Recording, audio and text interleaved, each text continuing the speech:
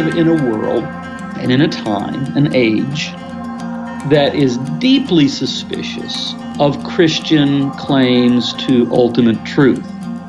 And so I would argue for a return or recovery or an emphasis on Christian aesthetics. That is, Christianity understood through the lens of beauty. You're listening to the Makers and Mystics podcast. This is your host, Stephen Roach. This is Season 2, Episode 4.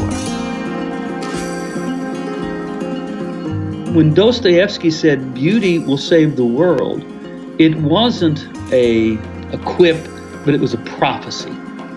And I think he's right. I think if Christianity doesn't return to a stance and a posture that the wider public would generally regard as beautiful, then we're not moving forward. And we're going to continue to be dismissed, ignored, and perhaps rightfully so.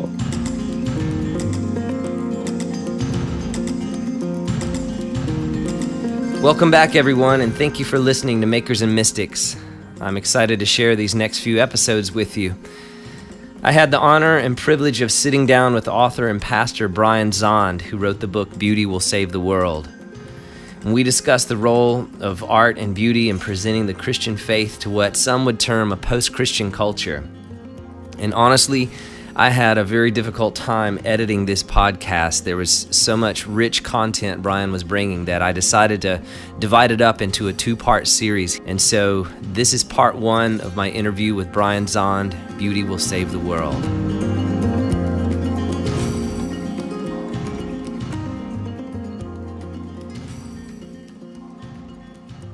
Well, I'm really excited to have you on the podcast today, and I've read your book, Beauty Will Save the World, and it has been one of the more inspiring reads that I've had in my hands in the past several months, and most folks that know me know that I read quite a bit, and so this book, I've returned to it several times already, so thanks for making this work, and thanks for taking the time to talk with me about it. Well, thank you, Stephen. And for our listeners, why don't you just tell everyone a little bit about yourself? You and your wife live in St. Joseph, Missouri. Is that correct? That's correct, yes. And you pastor a church called Word of Life Church?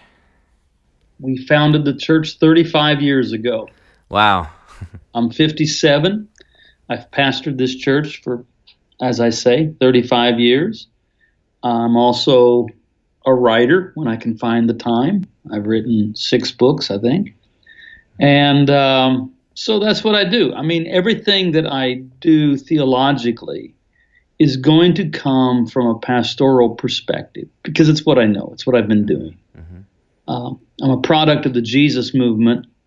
Even though we officially say our church began in 1981, it grew out of a coffee house ministry from the Jesus movement period that I was leading from the time I was 17.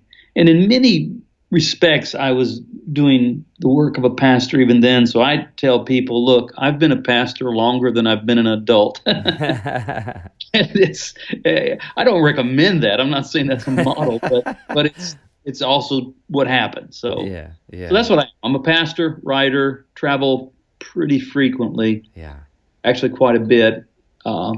I can do that now. We have a good staff and good team, and so I can be away speaking in conferences, and I do a lot of that too. Well, it seems like just from this book in particular, you have a real heart and passion for the creative arts and how that applies to our faith. Yeah, I think so. I mean, I've always resonated with the artists. They seem to get what I'm trying to do quicker than others oftentimes. Mm-hmm. And even in my theological studies, if I start talking about who's influenced me, sure, I'll say New Testament scholar N.T. Wright, Old Testament scholar Walter Brueggemann, theologians like Stanley Hauerwas and David Bentley Hart. But I have been just, if not more, influenced by Fyodor Dostoevsky, who wasn't a theologian. He was a novelist. Although sometimes I tell people what he really was this awesome theologian disguised as the world's greatest novelist. So, yeah, I think the arts are as legitimate a vehicle for communicating truth as anything we have. So I love music, I love literature, and that's a big part of who I am. Yeah. Well, right from the back of your book, I was reading the paragraph describing it. It says, "For thousands of years, artists, sages, philosophers, and theologians have connected the beautiful and the sacred and identified art with our longing for God." And can you tell me a little about that? I know that's a big part of what your book, which if I didn't mention it already, the book that we're talking from is called "Beauty Will Save the World," which that is a quote from Dostoevsky, correct? It actually is, yeah. Yeah. Well, where to start? Let's start with the Greek philosophers. The Greek philosophers spoke of three prime virtues: the true, the good, and the beautiful. As virtues, they are not utilitarian. They are not utilities. They are not a means to an end. They are the end in themselves. So they need no further justification. So we would say we want the true because it's true. We want the good because it's good. We want the beautiful because it is beautiful. It needs no other justification. It's not a utility that serves some other end. Later, the church fathers would identify what the Greek philosophers had called these prime virtues as attributes of God. And I think their instinct was correct. Now, here we are 2,000 years into the history of Christianity, and we have a long history of what we would call Christian apologetics. This is a Christian defense of truth as understood through Christ. We also have a long history of Christian ethics. This would be the good as defined in light of Christ. Christian aesthetics, though, has had a mixed history. I think there have been times when the church has been good at it, or at least better than others. But I think in modernity, we've arrived at a place where we have, with the wider culture, pretty much dismissed beauty as a prime virtue. We tend to think of it as mere adornment. But here's our situation, Stephen, that we're in right now in the modern, post-Christian, secular West, which is not the whole world. I understand that, but it's my context. And it's probably the context of most of those that are listening to this podcast. We live in a world and in a time, an age, that is deeply suspicious of Christian claims to ultimate truth. I'm not forfeiting that claim. I think we have that claim, but I'm just acknowledging that which is the case, that the wider culture is pretty deeply suspicious of that.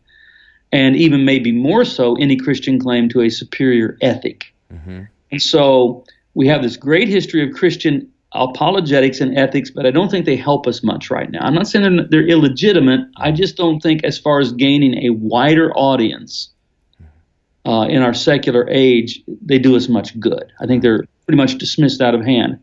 But that does leave beauty. And so what I would argue for, and I know we're speaking a little bit in abstract terms here, but I would argue for a return or recovery or an emphasis on Christian aesthetics. That is, Christianity understood through the lens of beauty. And that's a lot of what the book's about, and we can continue to go into that if you like. But well, maybe I will touch on how the title of the book came about. Fyodor Dostoevsky, 19th century Russian novelist, his four great books are the Brothers Karamazov, Crime and Punishment, Demons, and The Idiot. In The Idiot, which he wrote in the 1860s, he was trying to create a perfect character, a Christ-like character. And this is the character of Prince Mishkin, who is a man that's so without guile, so without the agenda of self-interest, that he appears in Russian society as something of an idiot to them. And yet everyone is drawn to him and finds him almost irresistible in love. Well, throughout the novel, on I think 3 or 4 occasions, we never actually hear Prince Myshkin say beauty will save the world. Rather, what we hear, other people report they had heard Prince Myshkin say beauty will save the world. It's in no way significant or material or essential to the plot. You could take out those little references and it wouldn't really affect the novel at all. Mm-hmm. And yet it has captured the imagination of philosophers and writers and thinkers ever since.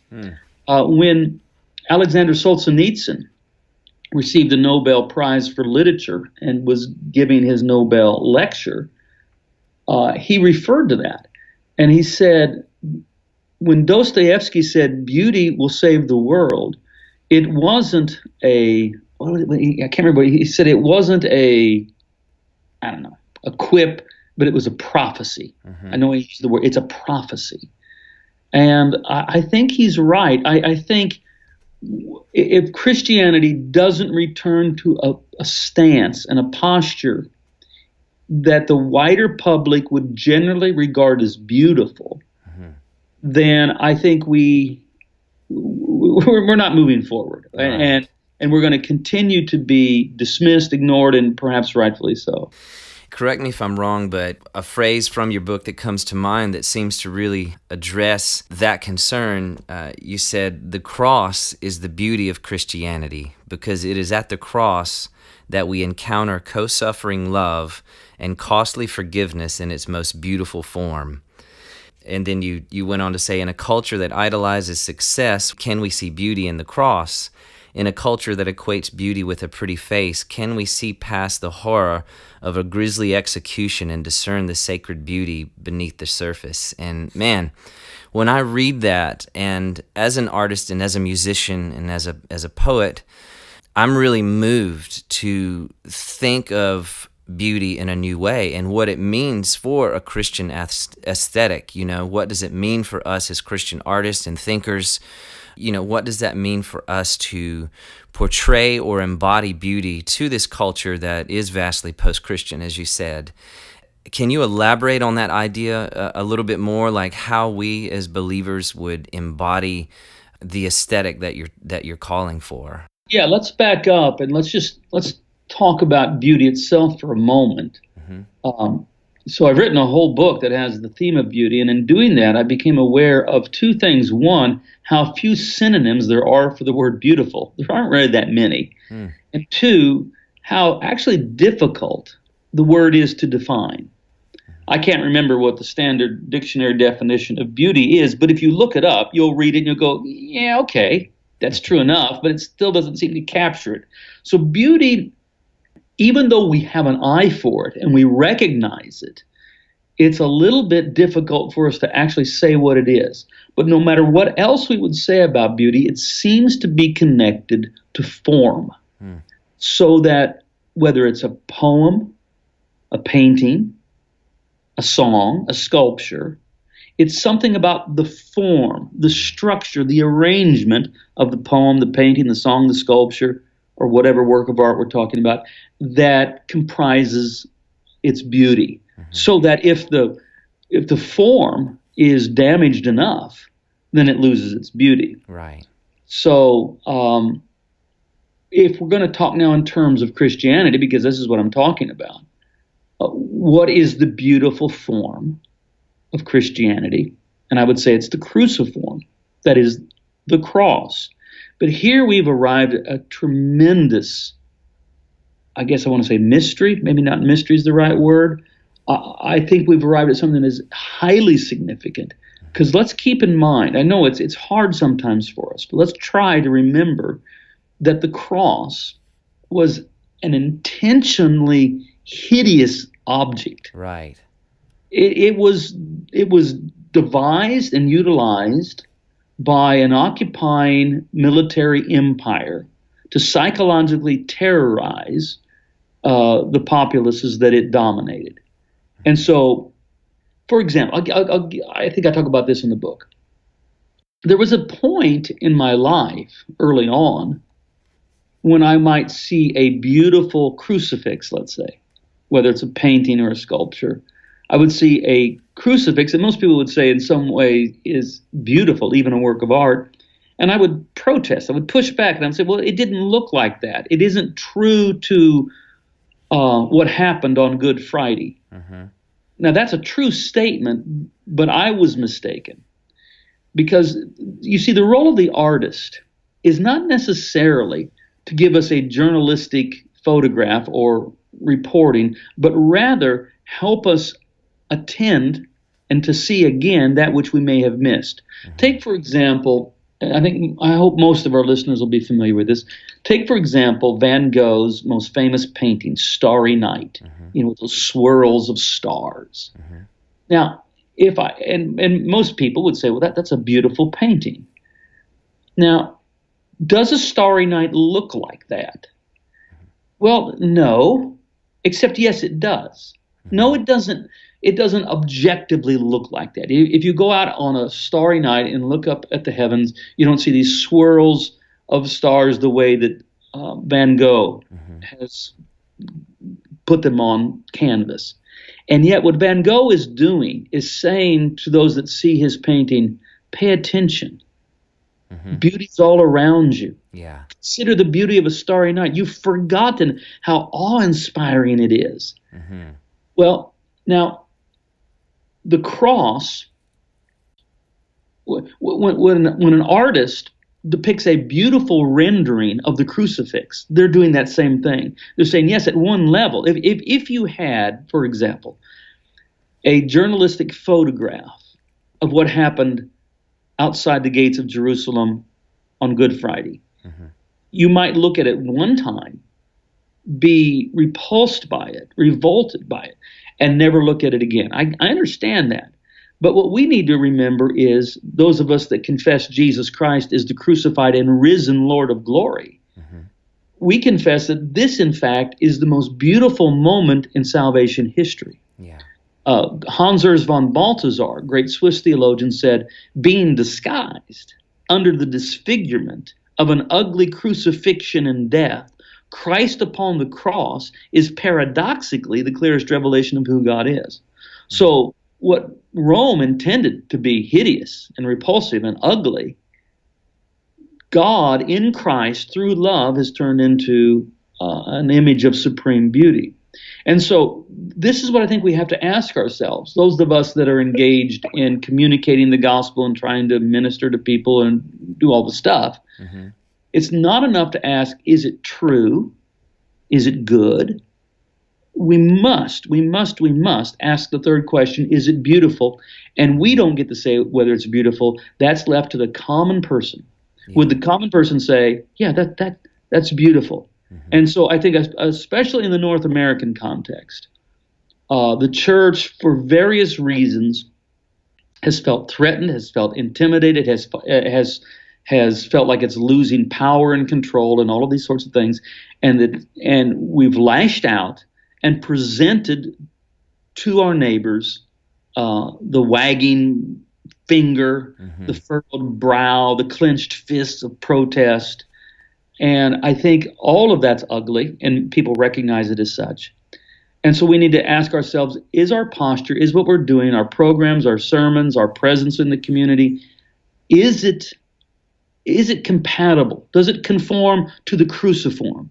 Is it like Christ upon the cross, arms outstretched in proffered embrace, praying, Father, forgive them, for they know not what they do? Which I think almost everyone says there's something beautiful there. Mm-hmm. There's something beautiful about this innocent man not calling out for revenge, but offering forgiveness. And this is why you get the account of the Roman centurion saying, truly, this must be a son of God. This is not what we're used to seeing. I'm quite sure this hardened, cynical Roman centurion had crucified who knows how many people, because one of the things that we miss sometimes as Christians, we think of the crucifixion as some unique thing that only happened to Jesus. One way of describing the crucifixion is it was one of three that day. And And when Jesus was a small boy, some 2,000 would-be revolutionaries from nearby Sepphoris, only about 7 miles from Nazareth, were crucified by the Romans. And so I assume this centurion had presided over maybe hundreds, who knows, of crucifixions, and yet something about Jesus causes him to remark, this is not what I'm used to seeing. There's something divine about this. Yeah. Well, that brings to mind several things, even with the centurion, seeing something in a different light. I read this thing recently that is attributed to the painter Henri Matisse, and he was asked, what makes a great artist? And his response was, a great artist is someone who allows us to see the world in a new way, or someone who allows us to see the world in a way we haven't seen before.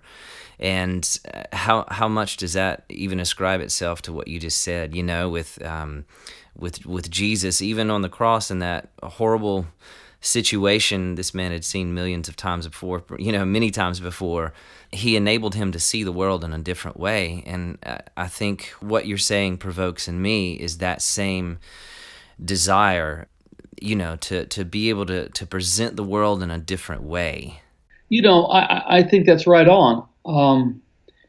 Again, art is difficult to define, and so I won't try to define art. I will say that it seems to me that what art is trying to do is in some way depict the mystery of being. We can be dull to the fact that we are all presently, no matter how, it can be just, here we're recording this on a Tuesday afternoon. It's just another Tuesday afternoon where I'm at. It's kind of a gray, cloudy winter's day.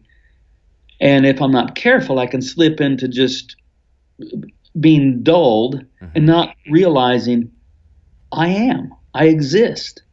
I have been hurled into the mystery of being. And, sometimes you'll have people say, well, where are all the miracles? And I want to say, what is a miracle? What isn't a miracle? Existence itself.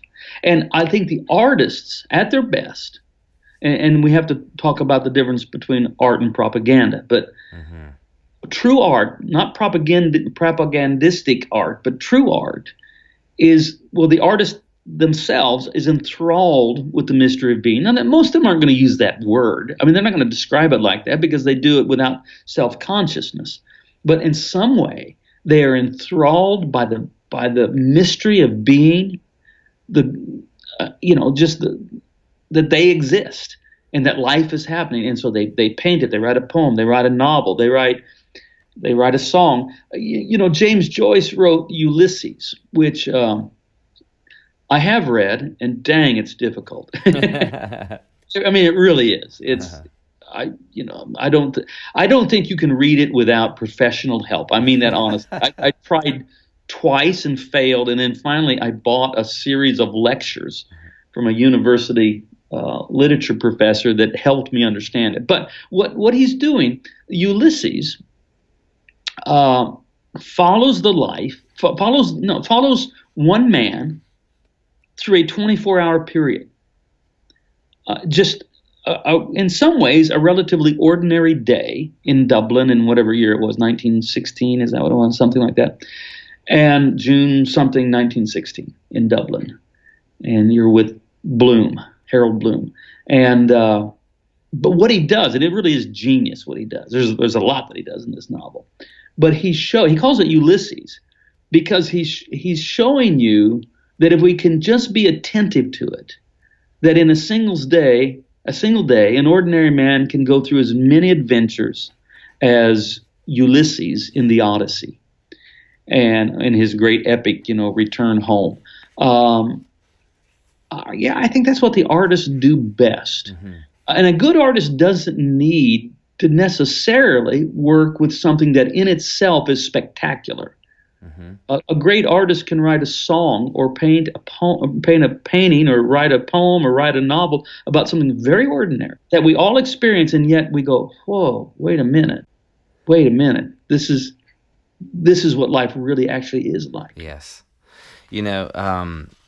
That reminds me of even back to the Van Gogh painting, he took what could have been an ordinary sky, but just the way that he interpreted it, he brought a sense of wonder and a sense of beauty to that which was otherwise, or perhaps, I mean, there's a beauty in the sky, but I think you know what I mean. Just like, we're talking about this Tuesday afternoon, how much wonder is all around us, but often we miss it, and it's the artist that really helps to recapture that for us. And I think, to me, there's something very primal that reconnects us to the core of our humanity in that. And I think that's part of why I think you would agree with me, or that the artist plays a significant role in the redemptive process of restoring our humanity, perhaps to the original design or something even greater, but just putting us back in touch with the design that God had in mind for us. And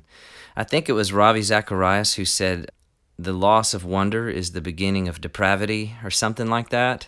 Yeah, I think I know he's dealt with that. So Yeah. I remember that specifically. Yeah. Wonder is what children have naturally. Mm-hmm. And it's what we seem to oftentimes lose.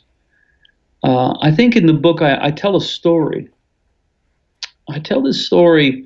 This occurred way back in, I think the year 2000, so long time ago. Mm-hmm. I love the mountains. My family and I, we've been going to the mountains. I live in the flatlands of the Midwest, but we try to get to the mountains 2 or 3 or more times a year in Colorado. And one evening during our summer vacation out there, I had gone up high into the mountains. I was on a ridge of about 12,000 feet by myself, and there'd been a big storm that had come through.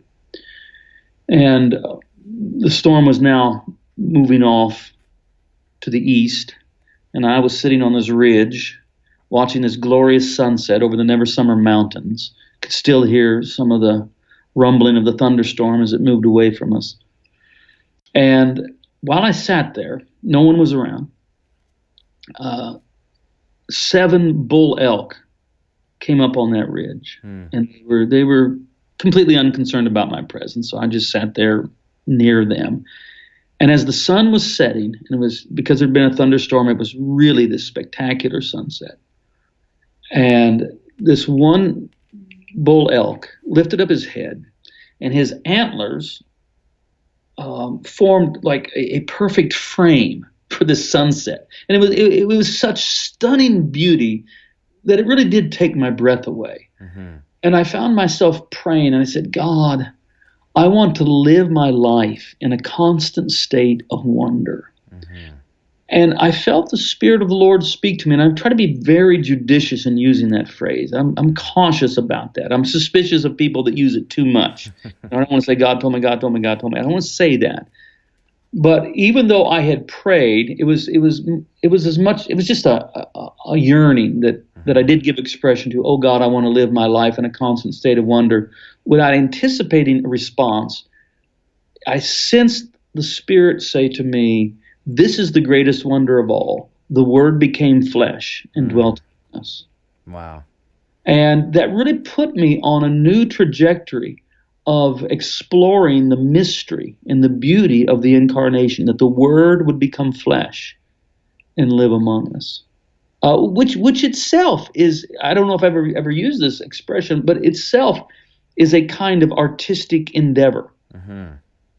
That God, working through the medium of human flesh, says, I will communicate what the divine is like.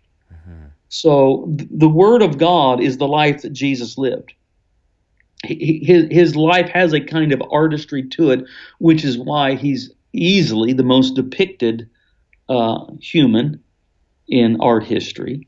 But not just a portrait of how we imagine Jesus looks, but just the things he does, turning water to wine, or walking on water, calming the storm, mm-hmm. Raising Lazarus, on and on it goes. There is something of an artistic performance of his life. The other person I think that came close to understanding that and in doing the same would be St. Francis of Assisi, mm-hmm. whose whole life seems to be something of a act in sacred performance art. To put, I don't know how else to put it. Yeah. But he wasn't just preaching. He wasn't just going about the communication of the gospel in the conventional ways. It was the life he lived, and I think he has done as good a job as anyone since Christ of imitating Christ. And he seemed he did write a poem or two, but we don't think of him as an artist typically. He's not a painter, he's not really a writer or anything like that. But his life has this artistic quality to it. Yeah. And I think for me, when I see someone like Saint Francis of Assisi and what you're saying, like his art, his life had a particular artistry to it. I feel like, that's something that I aspire to in my own life is not just to produce these creative or imaginative works, but that the way that I live my life, the way that I portray the reality of God through my own life becomes a portrait or becomes an art in itself, and I think in one way that is a redemption, that's part of that redemptive process that we get to participate in. When I look throughout history and I see folks like Picasso or even Van Gogh, I know his life ended in a rough way, but these guys that were just incredibly creative, but their lives were in complete shambles. They were complete messes. And one of my own hopes is that perhaps like St. Francis, there could be an artistry, and I think that's our invitation, if I could be so bold to say that. I believe that's part of our invitation from God as artists, is to take Jesus' example, the way you said he lived, the way his life unfolded really was artistry in motion, so to speak. And I think that's an invitation for our whole lives to be a work of art.